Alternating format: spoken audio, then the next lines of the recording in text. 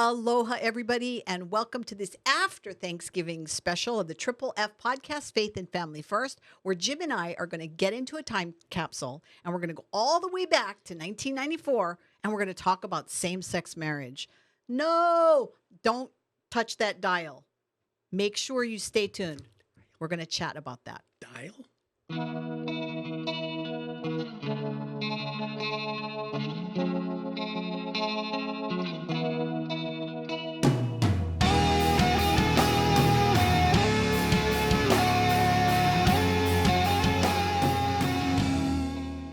Oh, Jim, I just want to welcome, first of all, I can see that you're nicely well fed after Thanksgiving last week. So I'm sure you had a wonderful Thanksgiving with your friends, family, neighbors. Well, Thanksgiving happens at River of Life with my house. We go over there and cook or clean or serve or whatever. That's good. I like that. See, that's a secret about Jim Hochberg a lot of people may not know. But I appreciate that about you. I'm watching the sands of time. I'm going to flip it over in the middle of the show. Because it's in front of me, for those of you that are listening on the radio, you have no idea how that OCD she is. And she's counting the grains as they dribble Well, down. it's making me nervous, and it's making me want to either sing an Aladdin song or it's like I just feel like I need to be doing something. But anyway, Jim. 1994 it is. Well, yeah, because don't you feel like that you and I now are going back to a discussion how we met? We met when we were all fighting way back when about same-sex marriage. And I don't know about you, but I can tell you how many people have called me because we sent out an alert because of the new, the Respect for Marriage Act that has been debated. Which is a euphemism, by the way, for shove it down your throat. Well, okay. So, but I don't know about you, but so many pastors, people that are part of our constituency have called me and they're like, why should we care about this? Isn't same-sex marriage already legal? I mean, this is so ridiculous. Why are we having this conversation again? And to be honest with you, Jim Hochberg, I didn't think that we'd ever be talking about same-sex marriage again, but here we are. It started in June of 2022, and I'm going to tell you all about it. Yeah, and I think you should because as we always like to do, we want to give people the full picture so that when they're talking to their friends and family, and yes, viewers and listeners, we are expecting that you're going to listen to our shows and you're going to go and talk to other people. Vala'au, vala'au. That's what we want to do. So yes, Jim, bring us up to speed. And you're going to comment down below if you're watching on YouTube or whatever. And you're going to like and subscribe. And if you're listening on the radio, go and check us out on YouTube and check out the actual show because you can make comments. And Jim and I do look at the comments and we'd like to see the viewership expand. But go ahead. So we're going to have a short law school lecture. Okay, wait. Let me get into my sleeping position. So, kind of interesting in June when the U.S. Supreme Court issued the Dobbs decision overruling Roe v. Wade, which leads to the need in the Democrats' eyes for the Respect for Marriage Act, which actually means cram it down your throat, Christians, which we'll talk about too. Why are those connected? Well, there's a part of constitutional law jurisprudence called due process. It came out of the 14th Amendment after the Civil War. 14th Amendment said you can't deprive people of life, liberty, or something else, I forget, without due process of law. So that meant there had to be a process, a hearing, notice, they had to be able to defend themselves, whatever, until the 20th century. In the 1900s, the Supreme Court decided, oh, you know what? There's that process part of due process, but there's also what we're going to call substantive due process, which means the due process creates actual other separate rights that don't otherwise exist. Substantive due process.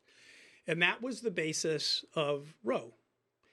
The right to privacy that gives you the right to an abortion is based on substantive due process because abortion isn't in the Constitution, privacy is not in the Constitution. It all flows from the penumbra of the rights that are actually in the Bill of Rights. Okay, give me a moment to grab my dictionary and find the actual definition of penumbra. So, what does penumbra mean, Miss Andrade? Well, according to this Merriam-Webster.com, it is a space of partial illumination, as in an eclipse, between the perfect shadow on all sides and the full. Why do I feel like I'm reading from the script of Twilight? Okay, so what the Supreme Court did in Roe, actually it was before Roe, what they said was, and it sounds like a comedy show to me. Listen to these words strung together by the Supreme Court. Specific guarantees in the Bill of Rights, including rights enumerated in the First, Third, Fourth, and Fifth and Ninth Amendments, they have penumbras, these barely visible illuminations, formed by emanations that create zones of privacy. That was Roe after Griswold versus Connecticut. So comes along Dobbs. And in the concurring opinion by Justice Thomas in Dobbs, he says that the resolution of the Dobbs case is straightforward because what the majority was saying is the due process clause actually doesn't secure any substantive rights, and it does not secure the right to abortion. So he then says in his concurrence, which is not included in the majority opinion, that this substantive due process rights that came up in Griswold v. Connecticut, which is the right of married people to obtain contraceptives, came up in Lawrence v. Texas, the right to engage in private consensual sexual acts, and Obergefell, the right to same-sex marriage. Those were all substantive due process.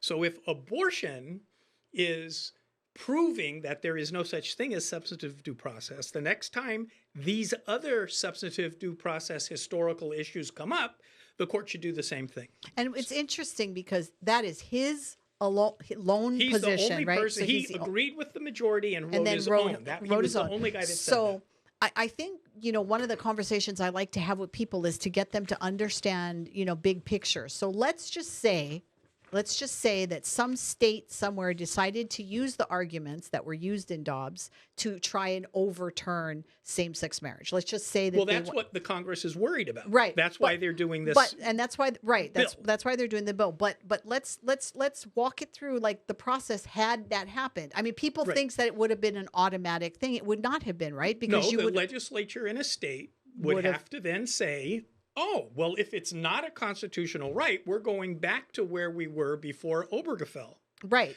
And then what would happen is you'd have one state now that had this law in the books that would now not be congruent to all the other states with the full faith and credit clause, right? Correct. So then that's how another state would because of this fighting among the states or among the law, that's why it would go to the Supreme Court. And at that time, they would either accept the case, right, or not. Right. And so let's say that they did accept the case. They go, okay, now we do have this incongruent law. So then they say, it would just be another process of them hearing both sides. And it would be decades before this actually happened. So there rushes ahead General Custer with the Congress. And so people are saying, so they're cutting through this 10-year possibility of a bad thing happening, and we're going to deal with this now. Because we have the votes now. That's all it is raw political power. Because we have the votes, and that's why you'll see. And not for many more weeks. Well, exactly. That's why it's happened. Well, and to be fair, that's what we've been hearing is that, because there are some legislators. Okay, so the bill HR 8404, it passed in the House, and just so that we know here in Hawaii that Kai Kahele was actually an introducer of this bill. His name is actually on it. And they both voted yes. Both him and Representative Case voted yes. So it moves over to the Senate. The Senate amended it. The Senate amended it, but so it has to go back. But both Senator Schatz and Senator Hirono are on the record strongly supporting HR 8. They had the Senate had their own version. Are you dreaming that they would object? Well, I think that people get frustrated because, as you know, we did a call to action through Hawaii Family Forum, and people made their contact, and they're upset when these senators come back and they're like, I think what people are expecting is they'll send in one of these things saying, I want you to vote no. And then they get the form letter. Yeah, they get the form letter. But I think what they're hoping, though, is that the senator is going to say, thank you so much for that well-written letter. It made me change my mind. Exactly. And now I'm going to vote no. Let's just say that is not going to happen. I just had an idea. Let's make a fake thing where we can send those letters to our friends that send the legislators, like a fake Twitter or something. Well, okay. So I won't put this in the link because I'd have some people thanking me and other people would be cursing me. But there is a guy that actually, he answers a lot of these bad things that come through, like, fishing expeditions, and he's hilarious. So what he actually did on one of these. Oh, you mean my idea has already been taken? It's already been taken. And Jim, it's hilarious because basically he got one of those bogus emails that said that he won some kind of thing. Not a Nigerian prince one, but he does answer those too. But no, this one was that he'd won some supermarket thing. And so he replied back and he goes, well, what if I don't want that? What if I want something else? And then they emailed him back and they said, well, no, we only have this. And he set up some kind of thing because he has that kind of internet background that he had them slamming with thank you for your thank you of your thank you. Oh, no. So these guys were getting hundreds and thousands of responses from him. And he said he forgot about it, that he had that set up. It was like automatic? He had it set up automatic. So he went back over there and these guys actually blocked him because they had gotten hundreds of thousands. So thank you, Jim, for that. But let's talk about this HR 8404 because it's unnecessary, completely unnecessary. Nothing has changed with same-sex marriage anywhere. There has been no Dobbs decision. Or the infamous people that are out marrying people from a different ethnic background, because that's also in there. Well, that was back in the 60s. I know, but I want you to tell me. You know what the name of that case was? There was a case at the Supreme Court decades ago where a mixed race couple got married in Virginia, or got married somewhere, and they moved to Virginia, and Virginia didn't recognize mixed race couples. This was like in the 60s. So what's always cool for a lawyer is when you can chuckle at the people's names that's blank versus blank. So this married couple sued Virginia to force them to accept their marriage. Their name, the case name is Loving versus Virginia. Yes, I know. You can't make this stuff up. I was going to say that, but I thought let Jim tell the story because there are going to be people that don't know. But okay, so again, it's an instance of them throwing something into a bill that is totally unnecessary. Do you know of anybody? You're an attorney. Have you ever heard anybody in the last 20 years that have had an issue because they're marrying outside of their race? Of course not. Anyway, okay, so go ahead. Well, so if you remember, the Defense of Marriage Act was passed by Congress. Right. Which basically said that one state didn't have to accept the same terms marriage from another state. And there were a number of Democrats that supported the Defense of Marriage Act. Let's just say that for the record. So the Dobbs decision sets up a specter of the possibility of an emanation from a penumbra that somebody someday at the Supreme Court may say substantive due process doesn't apply to marriage. Maybe not. But anyway, so the Congress, because they have 50 votes right now until January, they're rushing this through because it's political. That's all. It's not legal. And there are Republicans on record supporting this bill as well. I just want to be fair we have to report accurately. I have a reason why. Listen to this. Well, let me get to that in a second. So finish what your thought was. What the Congress could do is simply repeal the Defense of Marriage Act. If they repeal the Defense of Marriage Act, it wouldn't do any of the things that we're worried about in the Respect for Marriage Act. Because all it would do would go back to marriages, whatever the state say. Jim Hochberg, do not make a suggestion that is that simple, because nothing is that simple. Well.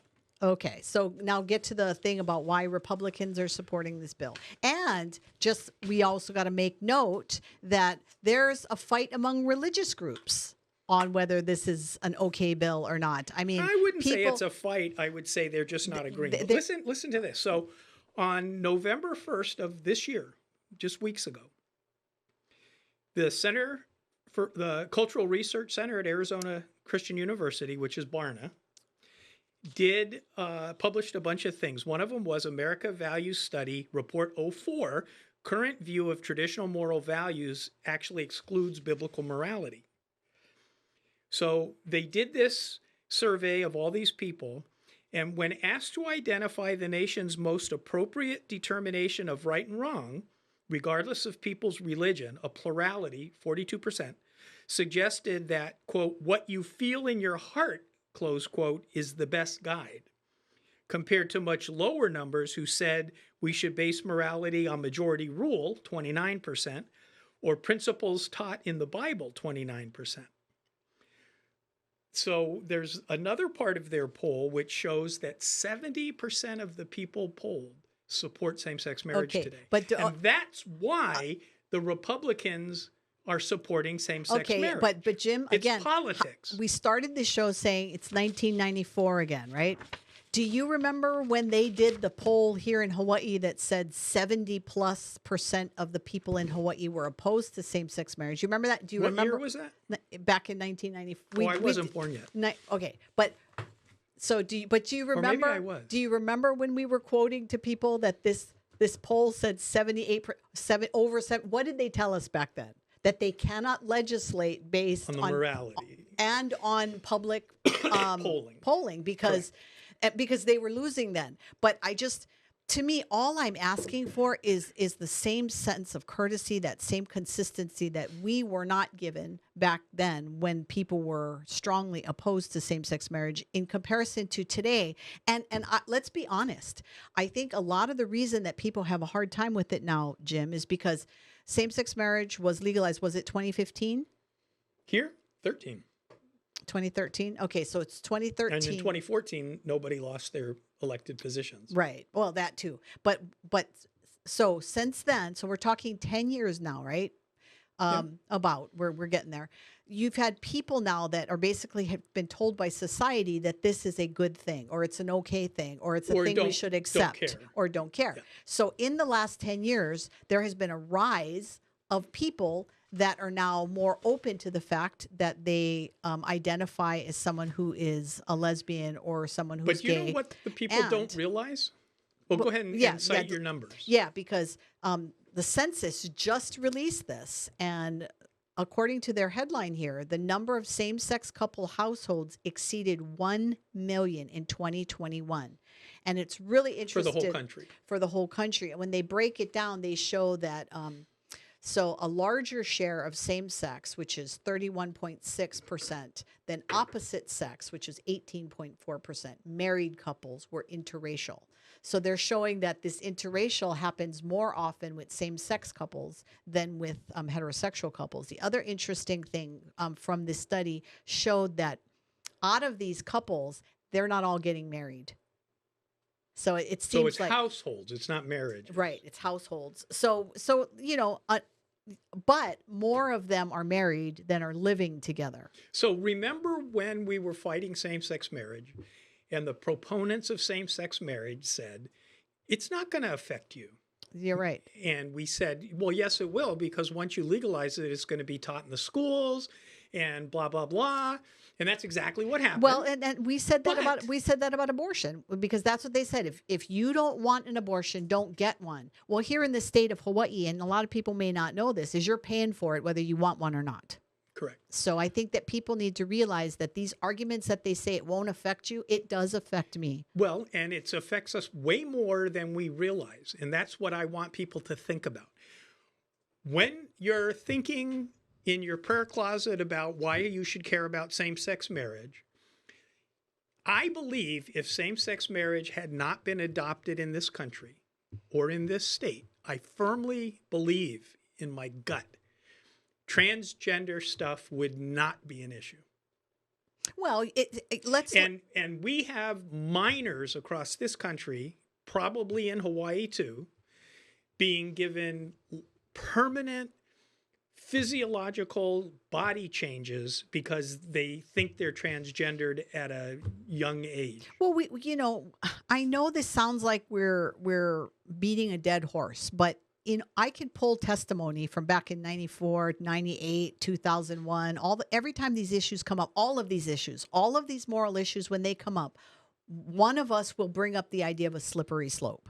And I think that is proven absolutely true. Every time they say they want A and B, they actually also want C and D and E and F. And that's because what we have to realize, viewers, we value very highly the truth. That's why we get upset at the not truth.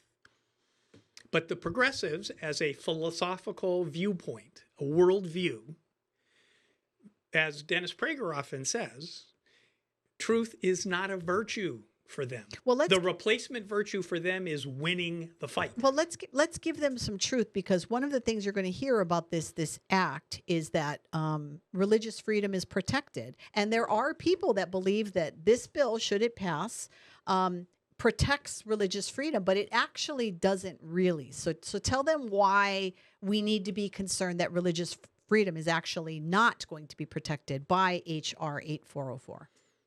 So basically, what this federal law is doing is saying that in every single state, the government is not allowed to issue licenses or any other permissive thing that you get from the government if you discriminate on the basis of marriage. Now, that's not the language in the bill, but that's the lawyer meaning of the bill. And the reason that's a problem is we kind of think as Americans that we have all these rights, but there are certain things that you have the right to, like the right to vote. You have the privilege to drive, and you need a license from the government. You have the privilege to be a tax-exempt nonprofit, that you need a license from the IRS and the state of Hawaii. So there are a lot of things that are privileges. My ability to practice law is based on my law license. The contractor right to be a contractor is based on his contractor's license. The plumber, the architect, the engineer, the doctor. Okay? Yeah. Those are privileges. Those aren't rights. And what can easily flow from the Respect for Marriage Act is that the governments in certain places will be challenging public displays of value for traditional marriage and not acceptance of non-traditional marriage by attacking that privilege license. Churches, tax-exempt status. Lawyers, practice law licenses. Doctors, whatever. And that's very problematic because across the country, some states have RFRAs and some states don't. And Religious Hawaii freedom. Does, and Hawaii does not. And it was every year Sam Sloan introduced a RFRA at the state legislature, and it's never, ever, never, ever, ever passed. It's the Religious Freedom Restoration Act, which is the law that is often used for protecting religious belief from certain things in the states that have them. The Congress has one. And no, please do not send me an email saying, let's get one introduced, because even if you got one introduced, our legislature needs to be changed before we'll get it passed. Just throw that out there, because you know that because you said that, people are going to go, Jim said we should do a RFRA. So here's what Jim says you should do. This is the tail end of 2022. The election ended. So today, I want you to start becoming a policy knowledgeable person on one of the areas you don't like the legislative position on. Hopefully that deals with the legislator that represents you at your house. I want you to start following those proposed bills, testifying, calling that legislator, become an expert on that issue. Start looking for somebody in 2024 to run against that legislator in your district and be their policy expert in their campaign and help them replace the person that won't give us a referral. Okay, That's the call to action. But here's what you don't want to do. So let me build on what Jim said. What you don't want to do, though, is become that person that all you ever talk about is that issue, because then what happens is every time you go down to the legislature, they go, oh, God, there's that guy over there that's going to talk about this. Happens to me all the Build time. relationship first. Make sure that you know the other things that your legislator stands for. they know that I'm the lawyer with civil rights for the faith community. Yeah. So let's wrap this up with this. So when we're talking about this act, we want people to understand that your religious freedom is not wrapped up in just the church you attend. Correct. So although your church may be protected because it's a big institution and maybe they can't be forced to do same-sex marriage, your faith doesn't end when you walk out of the church on Sunday. You it take shouldn't. your If faith. it does, why bother going? Exactly. So in other words, if you're a person of faith and you go out into the community and you're a cake baker, or if you are a photographer or a website designer, this bill will not protect you. And we can see that that's what's happening across the nation. So people of faith are protected. So I'm doing the air quotes. They're protected in the church building. Radio. Yes, right. So there are so that protection exists for your pastor. So maybe your pastor won't have to officiate a same-sex marriage, but does your faith, and that's the question you have to ask, does my faith end when I walk out my church door on Sunday? And if your answer is no, then that's where we want you to be. And a perspective on the whole thing is really important, because I think people tend to assume that the values that we have of honesty and fairness and reasonableness and what's pono and stuff is a universal trait of people, but it's really not, because there is a portion in Hawaii, even across the whole country and pretty much in the West, that does not like the Judeo-Christian heritage as the foundation of the country, the values of family and parents and all of the stuff that's wrapped up in the way we live. And they have no problem doing very unfair things if they can get it into the law and win. So whereas you may think there is no way anybody is going to challenge my renewal of my contractor's license because of my church view, you'll be really surprised in the future to find out that somebody actually does that, and you may not get to keep your license because your faith led you to cross a line that the totalitarians, with air quotes, don't allow. And here's what we do support. We support people's right to choose the services that they get. So in other words, if you go into a baker or a wedding photographer and they won't give you the service that you want, guess what, Jim? This is going to be a surprise to you. Do you know that there are other bakers and other photographers out there that might Not if you live in Pahoa on the Big Island. So how about letting people bring their faith into their creative expression and not hold that against them? And now, before we hit the last 30 seconds before you grab the last minute, the Alliance Defending Freedom is doing oral argument in that exact issue at the U.S. Supreme Court in the first week of December. Christian Wagner is going to be arguing for the 3 creative design lady that didn't want to do web designs for gay marriages. Keep your eye on that, because I'm sure we'll have a show about it. Absolutely. And for those of you listening on the radio and for those of you watching, if you didn't see the show last week, Jim and I talked about where we stand on the Americans United for Life, how we were graded. And if you haven't heard and watched that show, you need to go check it out, because it'll steer you to the 2023 legislative session to know what can and cannot happen. That'll be great. And next week, you want to stay tuned, because Jim and I are going to be talking about a resolution.